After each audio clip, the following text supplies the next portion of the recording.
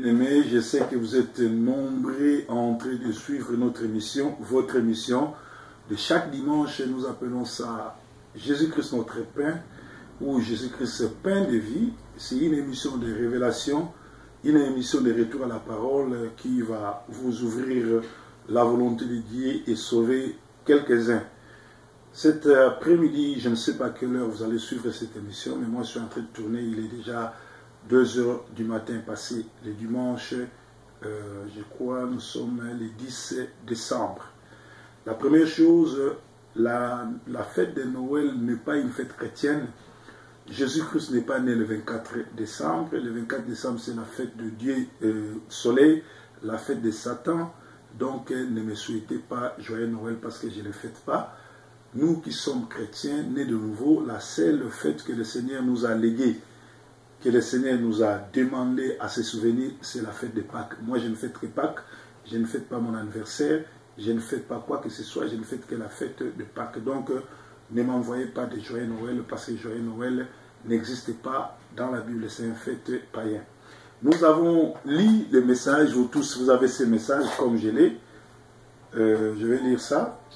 Il y a des messages que tout le monde a sur son WhatsApp ou sur son site. Salut très chers frères, actuellement Jérusalem est au centre de l'actualité mondiale. Donald Trump est sur le point de faire un discours qui annoncera Jérusalem comme capitale d'Israël. Nous vivons l'accomplissement des prophéties bibliques, notamment Zacharie, où Dieu dit qu'il fera de Jérusalem une pierre pesante sur les nations et une coupe d'étourdissement. Les États-Unis veulent transformer leur ambassade actuelle à Tel Aviv sur Jérusalem et cela suscite de vives réactions dans le monde et même des menaces de guerre mondiale.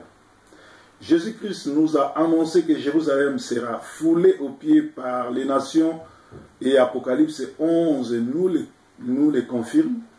Cette décision de Donald Trump de faire de Jérusalem la capitale d'Israël provoque la montée de l'antisémitisme et la violence envers les Juifs. Comprenez que la souffrance d'Israël et des Juifs précipitera le retour de Jésus-Christ. Frères et sœurs, Jérusalem est une horloge prophétique de la fin des temps. Réveillez-nous, et Jésus nous a ordonné de veiller et surveiller les signes du temps, car l'avènement est proche.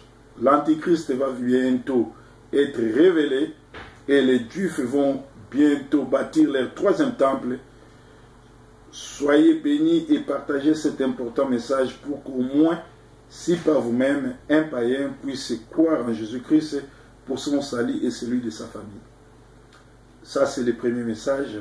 Je vais expliquer après. Ça y est, Donald Trump, président des États-Unis, vient de reconnaître ce soir officiellement Jérusalem comme capitale d'Israël. Ce qui sonne un coup d'éclat aux yeux des autres puissances du monde. La France qualifie cela d'erreur grave pour les Hamas, la branche palestinienne terroriste. Donald Trump vient d'ouvrir la porte de l'enfer. Dorénavant, Jérusalem, la terre sainte, ne sera plus un territoire commun aux arabo-musulmans et juifs, mais un territoire entièrement au mains d'Israël. Alors la grande mosquée d'arabo-musulmans qui construisent sur l'emplacement qui occupait les grands temples de Salomon serait détruite pour faire place à la nouvelle construction du temple de Salomon. Et alors, où est les dangers? Cette déclaration du porte-parole d'Hamas est-elle une simple déclaration au début de la réalisation d'une prophétie? Yes, Donald Trump vient de donner un coup accélérateur à l'installation de l'Antichrist dans le nouveau temple de Salomon, dont les matériaux de construction et les plans sont prêts depuis quelques années. Pour Israël, qui voit dans cette reconnaissance et déclaration de Donald Trump un jour historique, voit aussi une carte blanche pour la construction du temple et rien ne pourra les empêcher. Chers frères et sœurs en Christ, ce jour est solennel et l'enjeu est très grand. Le retour de notre Seigneur est présent, que jamais avec bientôt la rentrée de l'Antichrist qui, d'après certaines révélations, est déjà sur la terre et en train de se manifester déjà. Réveillons-nous, l'heure est grave, c'est vraiment le début de l'ouverture de la porte de l'enfer. Si tu as des oreilles, écoute le message que Dieu envoie à l'humanité et particulièrement à son Église. Tu peux partager si tu veux. Shalom. Moi, j'ai réussi ces messages et je suis allé faire les analyses. Ici, on nous dit, je vais lire les analyses que j'ai écrites. Israël est l'horloge de Dieu. Dans Matthieu 24, 24, la parole de Dieu nous dit ceci. Matthieu 24, 24. Je vais lire au nom de Jésus-Christ. Matthieu 24, 24. Matthieu 24, 24.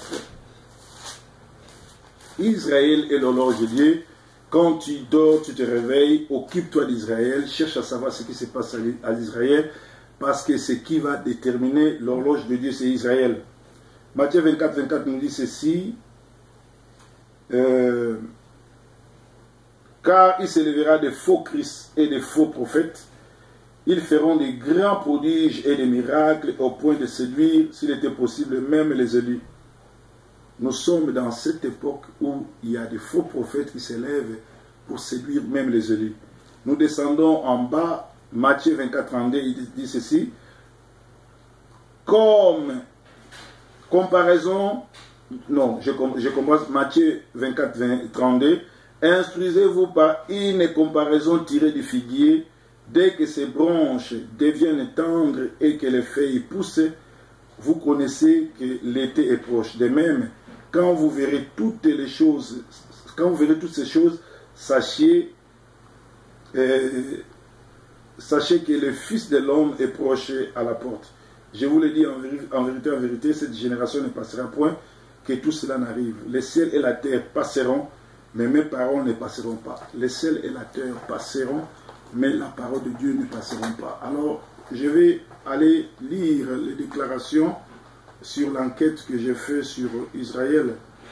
Vous allez voir que la parole de Dieu est claire. Dieu ne trompe pas. Dieu est derrière sa parole. Et sa parole est en train de s'accomplir. Je l'ai dit dans Matthieu 24, 32, si vous voyez les branches de l'arbre récupérer ses branches, sachez que l'avènement de Christ est prêt. L'arbre, c'est Israël. Israël, l'arbre qui tend ses branches, c'est Israël qui récupère ses enfants. Depuis quelque temps, Israël a commencé à récupérer ses enfants, les Falachas, tous ceux qui étaient au septentrion sont rentrés en Israël. Je vais vous dire que pour la première fois dans l'histoire du peuple juif, depuis l'époque du second temple, dans la prochaine décennie, et la majorité du peuple juif vivra dans la terre juive, si ce n'est pas la matérialisation des prophéties, alors ce n'est rien. Discours du Premier ministre Benjamin Netanyahou à la conférence de la fête des tabernacles, ambassade chrétienne internationale, 5 octobre 1998. La renaissance d'Israël est un signe certain de la venue du Christ. Israël est plus qu'un pied juif au Moyen-Orient. C'est un mouvement destiné à avoir des conséquences qui ébranlent le monde et qui affecteront la vie de chaque personne vivant sur le globe. Les nouvelles mondiales se concentrent en permanence sur l'aminosité, la violence et l'effusion du sang qui éclatent d'une manière répétitive au Moyen-Orient. Ceci révèle un sinistre dossier d'antagonistes qui menace de plonger le monde dans la guerre la plus dévastatrice connue dans l'histoire de la nature terrifiante, des armes et des destructions aujourd'hui stockées ou améliorées. Il est évident qu'une guerre nucléaire pourrait complètement détruire la civilisation et rendre la terre inhabitable, et le point le plus critique de l'impact est le Moyen-Orient.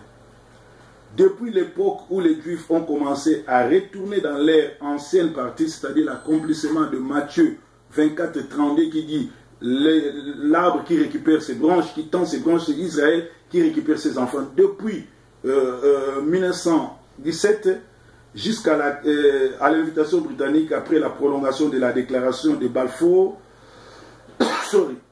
jusqu'à la création de l'État israélien en 1948, continuant jusqu'à l'occupation de la ville de Jérusalem par les Israéliens en 1967. Depuis lors, le Moyen-Orient a été dans un état d'effervescence internationale constante. Je continue. Ces événements remplissent les prophéties bibliques en animant les espoirs des étudiants de la Bible. Ils témoignent que le monde est à la veille de l'événement le plus spectaculaire de tous les temps, le retour personnel et visible de Christ dans toute sa puissance et toute sa gloire. Dans le même temps, ils avertissent également que les nations se dirigent rapidement vers la bataille universelle que la Bible décrit comme l'Armageddon. Nous sommes dans Sentinelle TV. Jésus-Christ, pain de vie. Cela nous pose un défi personnel. Nous pouvons vivre dans le présent avec espoir ou avec la crainte.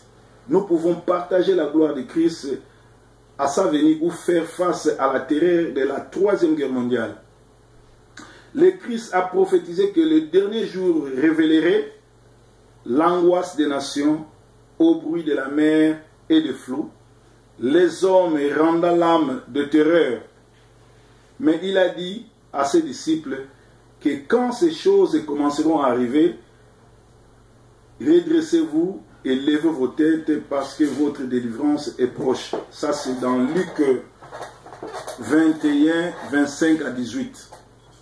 Nous continuons.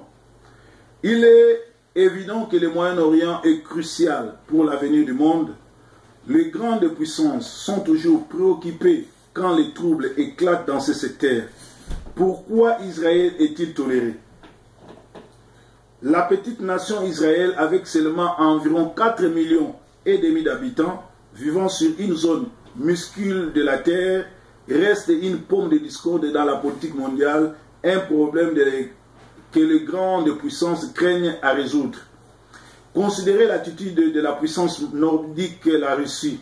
La Russie n'a pas hésité à attaquer et envahir les nations qui se dressaient sur son chemin vers la domination mondiale par le passé, mais elle ne l'a pas fait pour Israël.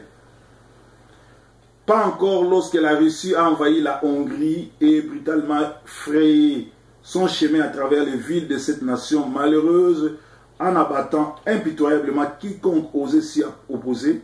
Le monde occidental a protesté mais n'a rien fait lorsque la République soviétique a ordonné ses forces d'envahir l'Afghanistan, de bombarder impitoyablement ses villes et ses citoyens sans considération pour leur vie. Une vigoureuse protestation a été faite par l'Occident, mais aucune intervention militaire pour les sauver. Mais le Moyen-Orient est traité différemment quand Irak a menacé la sécurité de la région. Les grandes puissances se sont impliquées militairement et politiquement, pourtant que la Russie continue à soutenir ses alliés en Syrie et en Irak, en Iran et ailleurs, en leur fournissant des armes. Elle hésite à intervenir physiquement contre Israël. Pourquoi? Parce que les hommes d'État savent que, alors que les invasions ailleurs pourraient être tolérées, si la Russie devait attaquer Israël, cela signifierait une grande guerre d'ampleur incommensurable. C'est à cause de la position unique d'Israël et l'importance politique du Moyen-Orient pour le monde entier. Mais le fait important pour les étudiants de la Bible est que les mêmes conditions qui existent aujourd'hui ont été prédictées dans la Bible il y a 2500 ans, afin que le résultat, Israël est unique. Donc vous allez voir, Israël est un des pays les plus anciens dans le monde et aussi paradoxalement un des plus jeunes. C'est le seul pays à avoir été régénéré de l'Antiquité et relancé après une lutte aussi dramatique et tout ce qui est enregistré dans l'Ancien Testament. Les Juifs sont les seuls peuples à avoir été dispersés à travers le monde, amèrement persécutés par la plupart des grandes puissances pendant plus de 2000 ans et pourtant rassemblés à une nation. Une fois de plus, la langue d'Israël hébreu est le seul discours à avoir été ressuscité à partir d'une langue morte, une langue vivante, virile et modèle. La nation existe sur une bande de terre si étroite. Sur la plupart des cartes, son nom doit être imprimé en dehors de ses frontières. Donc voilà pourquoi Israël ezali bongo horloge en Zambé, Tokei, na prophétie il y a Zacharie 14. Voici les jours de l'Éternel arrivent et les dépouilles seront partagées au milieu de toi. Je rassemblerai toutes les nations pour qu'elles attaquent Jérusalem. La ville sera prise, les nations seront pillées, les femmes violées. La moitié de la ville ira en captivité, mais le reste du peuple ne sera pas exterminé de la ville. L'Éternel apparaîtra et il combattra ces nations comme il a combattu au jour de la bataille. Ses pieds se poseront en ce jour sur la montagne des Oliviers qui est vis-à-vis de Jérusalem du côté de l'Orient. La montagne des Oliviers se fendra par les milliers à l'Orient et à l'Occident, et il se formera une très grande vallée. Une moitié de la montagne reculera vers le septentrion. Septentrion, ça veut dire vers la Russie. Et une moitié vers le midi. Vous fuirez alors dans la vallée, dans les montagnes, car la vallée des montagnes s'étendra jusqu'à Axel. Vous fuirez comme vous avez fui devant les tremblements de la terre au temps d'Osias, roi de Juda, et l'Éternel, mon Dieu, viendra et tous ses saints avec lui. C'est-à-dire que les déclarations de Donald Trump qui veut dire la trompette, je vous ai dit que c'était un prophète de Dieu qui vient pour accomplir les prophéties prophétisées plus de 250 000 ans avant Jésus-Christ. Nous voici Israël qui vient d'être proclamé la capitale de Jérusalem qui vient d'être proclamée la capitale d'Israël. Bientôt il y aura la troisième guerre mondiale parce que là où il y a le temps, là où il y a la grande mosquée des Juifs, mosquée des Arabes à Jérusalem sera détruite et on va construire le temple de Salomon. Israël, Dieu ne peut pas descendre, Dieu ne peut pas revenir si les Juifs n'ont pas leur temple. Or, les Arabes ne vont pas se laisser faire. Ils ne vont pas laisser les Juifs et les chrétiens leur déposséder la terre. C'est-à-dire ils vont se battre. Or, se battre là, ça veut dire qu'il y aura la guerre jusqu'en Israël et toutes les nations vont encercler Israël, c'est-à-dire Jérusalem, pour combattre et chercher à détruire Israël. Mais c'est à ce moment-là que Jésus descendra. Ça sera sa deuxième venue. Il viendra pour récupérer les siens et partir aux nuits de noces pour 7 ans, c'est-à-dire divisé en 3 ans et demi. C'est ce qu'on appelle la petite tribulation et la grande tribulation. Bien-aimés, nous sommes lentement et sûrement vers l'accomplissement de cette partie de la prophétie qui nous explique que Jérusalem sera les enjeux. Israël va être attaqué tout simplement parce que Jésus viendra pour venir chercher son église. Alors, quand je lis ceci, Dieu m'a mis à cœur à faire ces études, à faire ces démarches pour essayer de vous éclaircir, pour essayer de sauver une seule personne. C'est le moment de recevoir Jésus-Christ comme Seigneur Sauveur, parce que l'Antichrist agit déjà. L'Antichrist est dans les temples.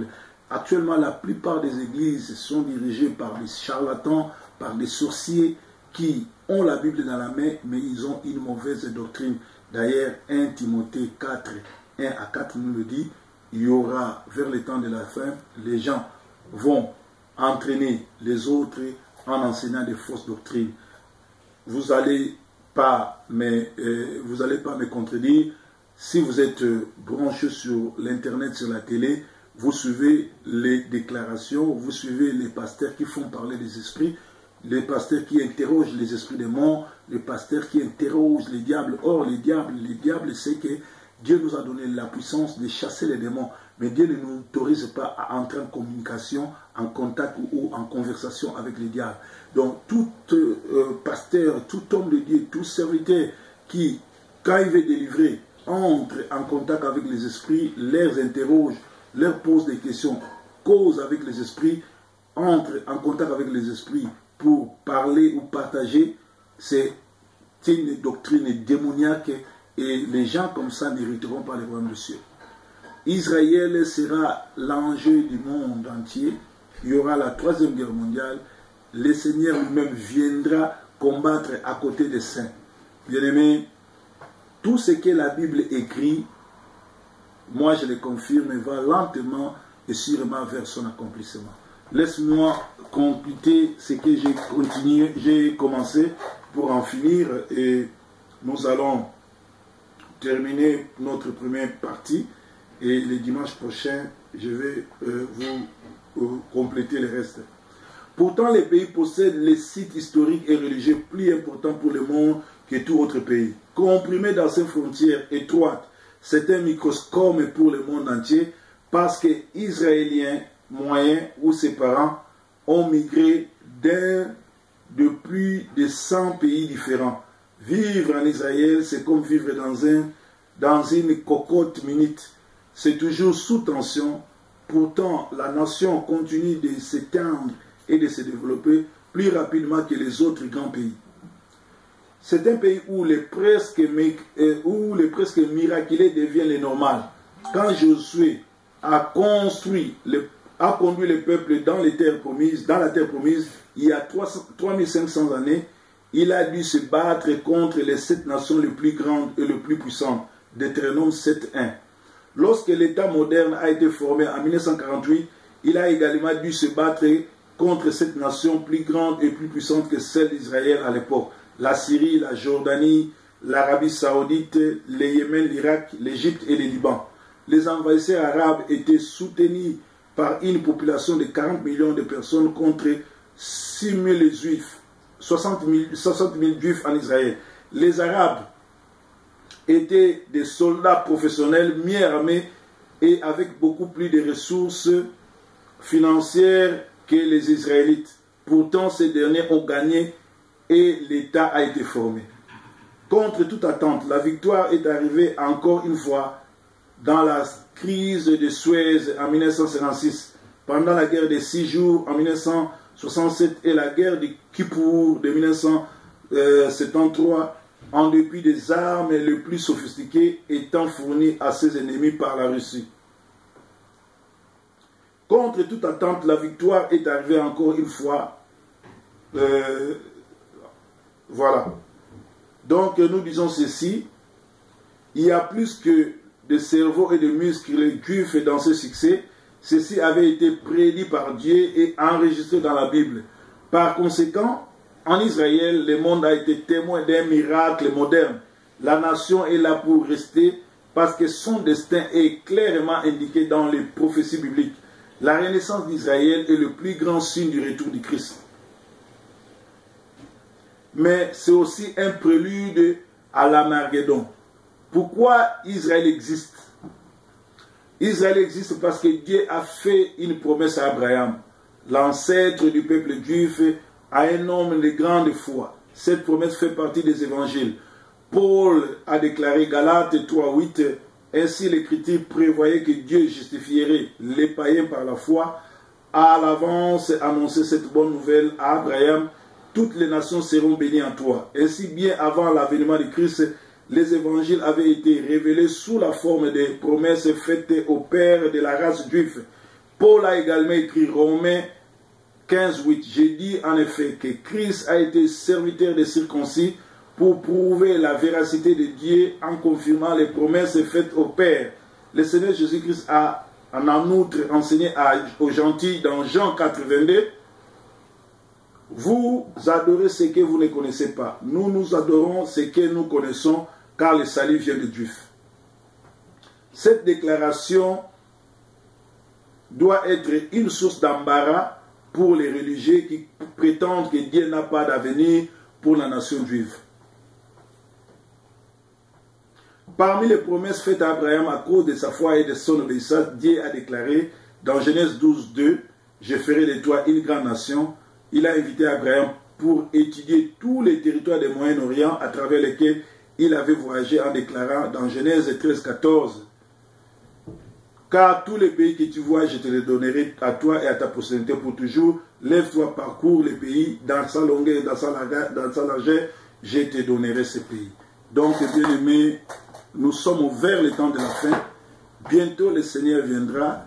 Bientôt, ça sera la 3e guerre mondiale. C'est le temps d'accepter Jésus-Christ comme Seigneur Sauveur pour que quand le Christ viendra, tu puisses prendre part dans ce qu'on appelle l'embarquement, qui est l'enlèvement ou le retour du Christ. Jésus-Christ ne viendra pas chercher ceux qui prient beaucoup.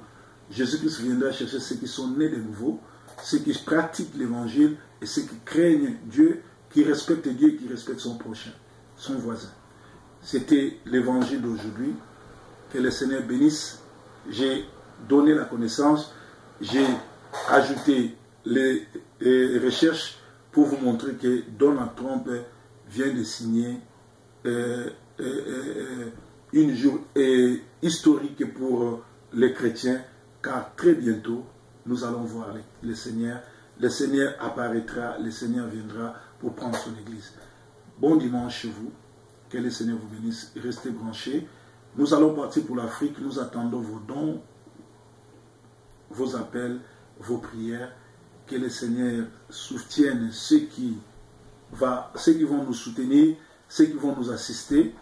Le lingalaphone, je n'ai pas eu le temps d'expliquer tout en lingala. Le dimanche prochain, je vais faire la même émission en lingala pour une bonne compréhension. Bon dimanche chez vous. En attendant que le Seigneur nous revienne, je vous laisse entre les mains du Seigneur, que le sang de l'agneau puisse